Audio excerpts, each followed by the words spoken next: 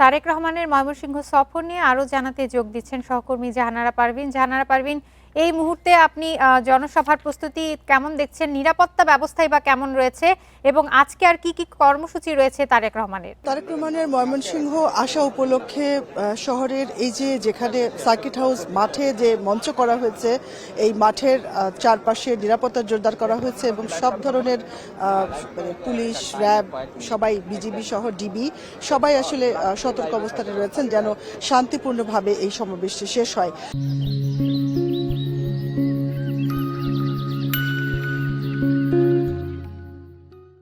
আর 2টো থেকে আনুষ্ঠানিকভাবে এই সমাবেশ শুরু হওয়ার কথা। তারেক রহমান আসবেন এবং এরপর গাজীপুরে একটি জনসভা রয়েছে, সেটাও নির্বাচনী জনসভা রয়েছে এবং এরপর আজমপুরে, তিনি ঢাকায় ফেরার পথে আজমপুরে একটি জনসভা রয়েছে। আমি একটু চারপাশের পরিবেশ যদি আপনাকে দেখাতে চাই, এখনো নেতাকর্মীরা ঠিক সেভাবে আসতে শুরু করেননি।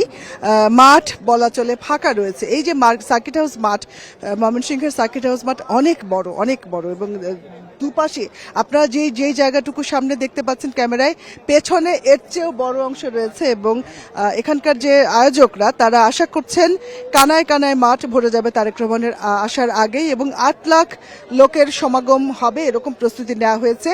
ময়মনসিংহ বিভাগের 4টি জেলার 24 জন প্রার্থীকে আজ তারেক রহমান পরিচয় করিয়ে দিবেন, বিএনপির প্রার্থী, এবং তাদের পক্ষে তিনি ভোট চাইবেন।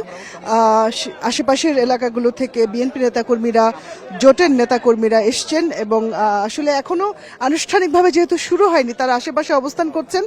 এই মাঠে তারা চলে আসবেন আশা করি 1 ঘন্টার মধ্যে। তারেক রহমান দুটোই সময় দেওয়া আছে, কিন্তু আমরা যেটা কয়েকদিন ধরে দেখছি, সিলেটের জনসভা, চট্টগ্রামের জনসভা, তার মাঠে পৌঁছাতে কিছুটা সময় লাগছে।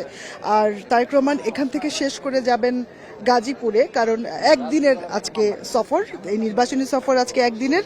আগামীকাল পরশুদিন রাজশাহীতে জনসভা রয়েছে এবং এই নির্বাচনের আগ পর্যন্ত ব্যস্ত সময় পার করবেন বিএনপির চেয়ারম্যান। এবং তিনি যেহেতু 17 বছর পর দেশে এসছেন এবং আসার পর এই নির্বাচনী প্রচারাভিযান সিলেট থেকে শুরু হয়ে তারপর তিনি কিন্তু 2-1 দিন পর এখানে সেখানে যাচ্ছেন, বিভিন্ন জেলা সফরে যাচ্ছেন। আজকে এই যে ময়মনসিংহে তিনি সর্বশেষ এসেছিলেন 2005 সালে, তখন তৃণমূল বিএনপির সঙ্গে কিছু সভা সমাবেশ তিনি করেছেন।